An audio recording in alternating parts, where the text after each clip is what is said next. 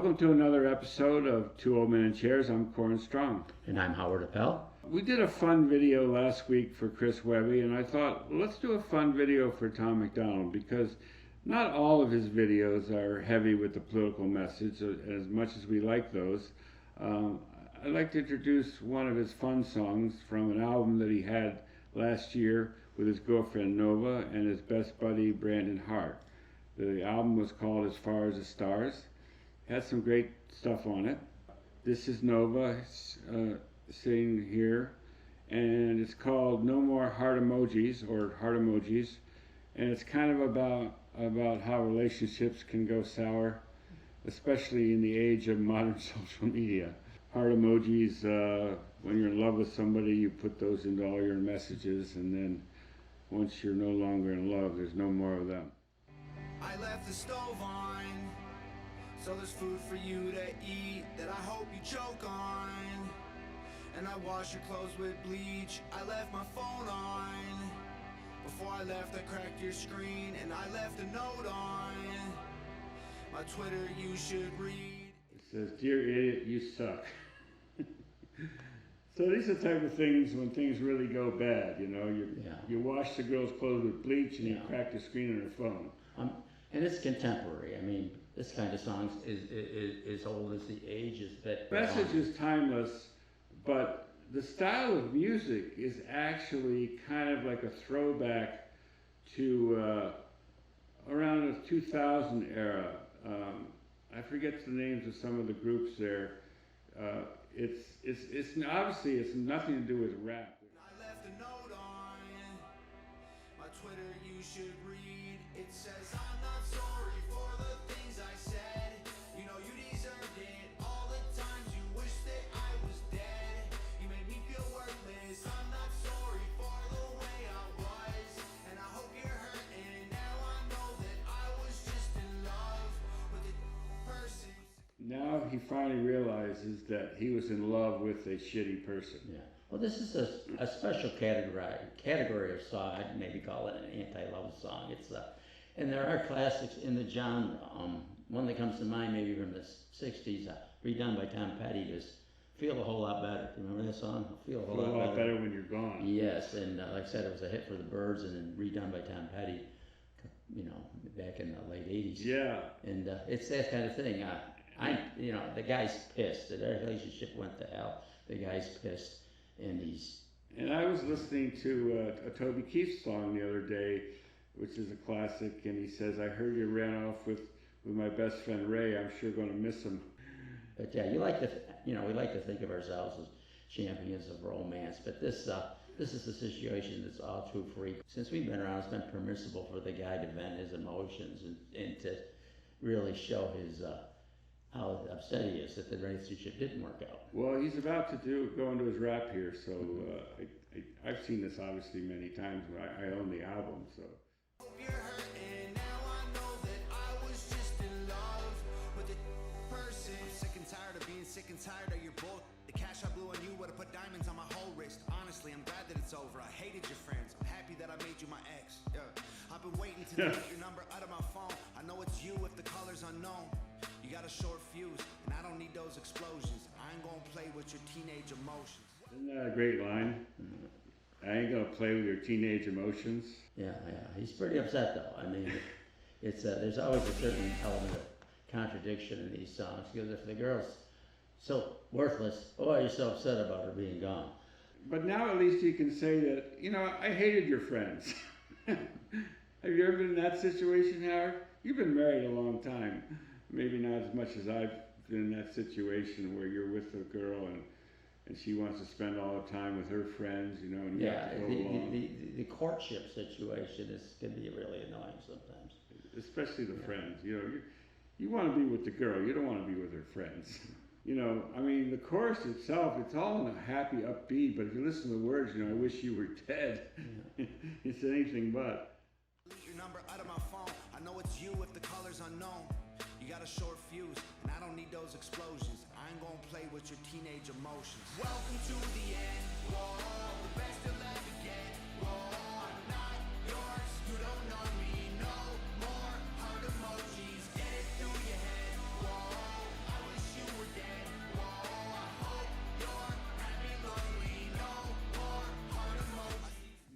section here is his good friend Brandon Hart, who is a Canadian rapper as well. He kind of put Brandon on the album after he blew up and became famous because he wanted to help his friend out, and he gave like half the royalties of this whole album to his friend Brandon and Nova, so that they could have a little something of their own. One question that always arises in these kind of songs is, how autobiographical is it for the artist? Did he really experience this, or is he just writing a song? It's certainly not about Nova, because we know that his relationship They're with still Nova. together, although some people were a little worried. Well, if you listen to some of Tom's other songs, he has a song where he goes through a long list of all his girlfriends and how crazy they all were. So yeah, he certainly could have enough experience in life to have developed some of these thoughts.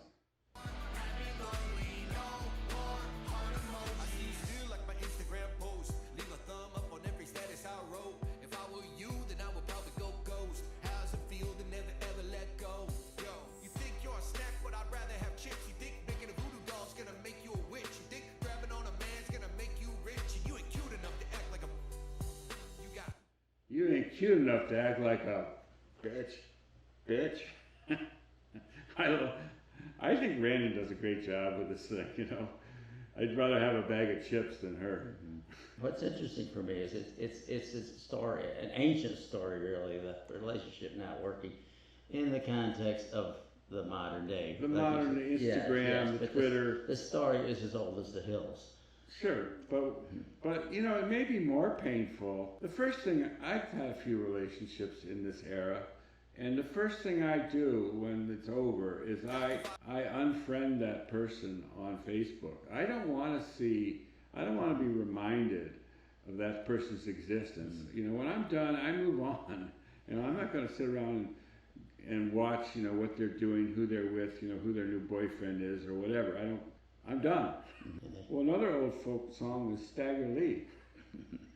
That's about a relationship gone bad, where the girl gets a gun or something, doesn't it? Frankie and Johnny you're thinking of. Well, not Stagger Lee, but Frankie and Johnny were sweethearts. Oh, Lordy, and Frankie was the girl, right? Yeah, oh Lordy, how they did love. And there's some historic basis for that story. And did she get a gun and kill Johnny? Yeah, she shoots him dead. Yeah. You ain't cute enough to act like a. You got stock of vibes, I should have known by your eyes, girl.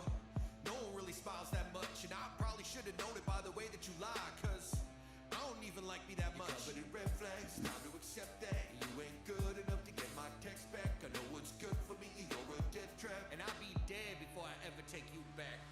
So many good lines in there. Yeah, I love the self-deprecation. I don't even like me that much. Right. I should have known, you know. I should have known that you were so into me that I don't even like myself that much. And you're not good enough to get my text backs. In fact, forget about it. Even like me that much, but in red flags, time to accept that you ain't good enough to get my text back. I know what's good for me, you're a death trap, and I'll be dead before I ever take you back. Welcome to the end. Whoa, the best you'll ever get. Whoa, I'm not yours. You don't know me. No more heart emojis. Get it through your head. Whoa, I wish you were dead.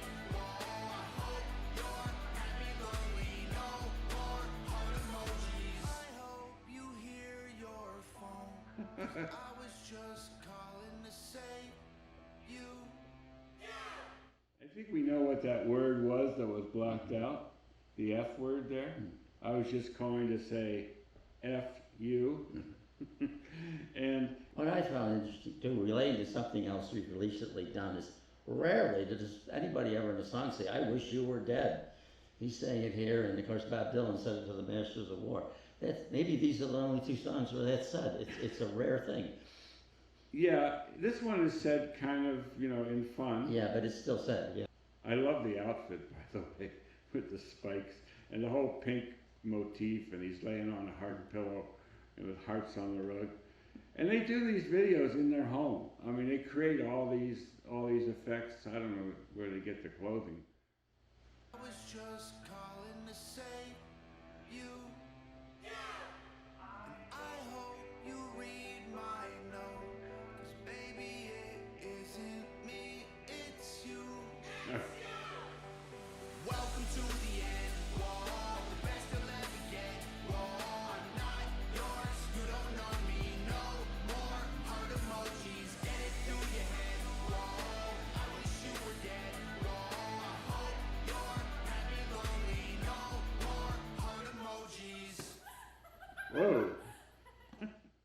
fun song. Yeah, now that I've seen it twice, that little scene at the end where she's giggling and they're just kind of horsing around. Maybe that's just to assure the viewers that, hey, this wasn't really about me and Nova. This was just a song. Yeah, I love the scene where they're FaceTiming each other, and he's holding the one phone with her picture on it, and she's holding the phone with his picture, and they're screaming at each other back and forth. Yeah, it's a very, very modern love story. Classic breakup song. A classic breakup song, but brought forward into the modern social media and high-tech world, which may be more difficult. I don't know that it's an interesting way to think about it, because I think about today how easy it is for a person to get a date. You can have a date tonight if you want, just like. You can have a date, but it might turn out your date with a psycho. Very well, but it's a whole different universe from how it was with us.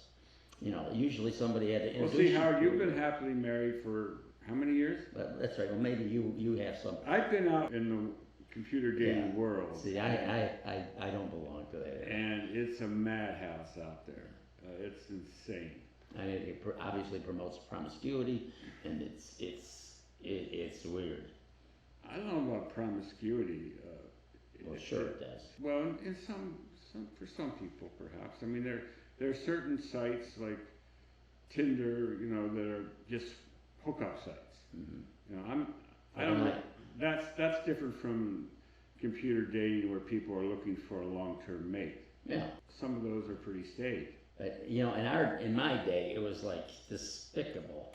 You were a sorry case if they did have these sites you would go on where it was a sorry case to have to put your name out there, especially for a woman, to say I'm so hurting that I have to look. You mean when computer dating first started, there was a stigma?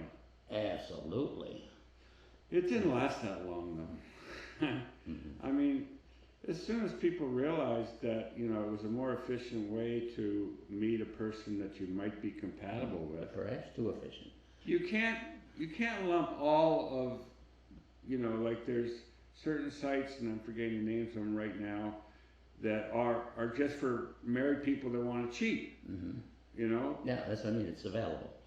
That type of site, is out there, and ones that just want to hook up is out there.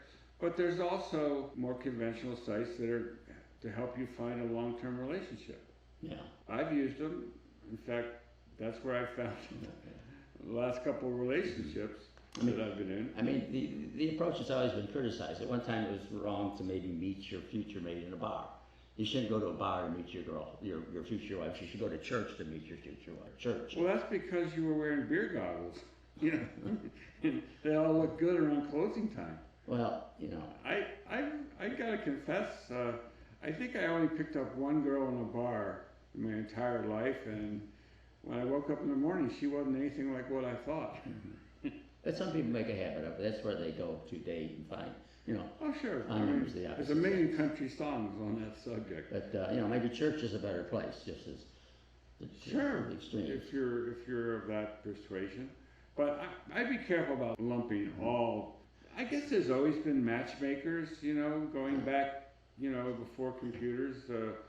People in society, and in some cultures, it's the parents get together and. Yeah, and maybe that isn't such a bad idea.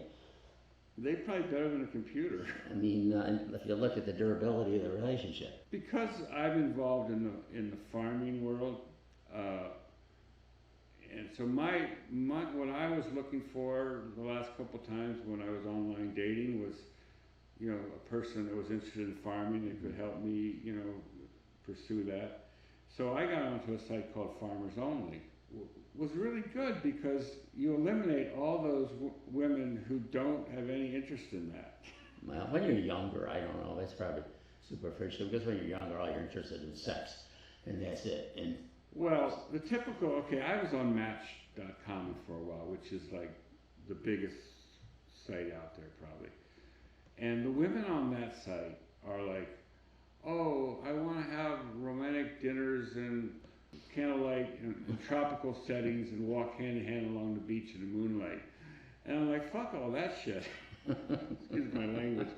You're not getting any of that with me, Yeah. I want someone who want, farmers only. It's for people who want to get their hands dirty, and so right away you eliminate 98% of the women, that aren't interested in that. I guess I've been fortunate to be Yeah. out of commission for 46 years. You don't want to go there, Howard. It looks ghastly. It can be ghastly, but sooner or later you find somebody that is somewhat compatible and that you never would have found by any conventional method. So I had to actually put my search out an extra 100 miles the last time around. Bigger and bigger radius. Yeah, I was going out 200 miles and I wasn't finding anything, So then I put it out to 300 miles, and all of a sudden this profile jumped up and said, "Oh, this is interesting." So you can keep pushing your profile out farther and farther. In fact, I had a relationship for a while with a girl from Chicago, which is 1,000 That's a lot of driving. 10 hours. So you can do that, but long distance relationships can be difficult.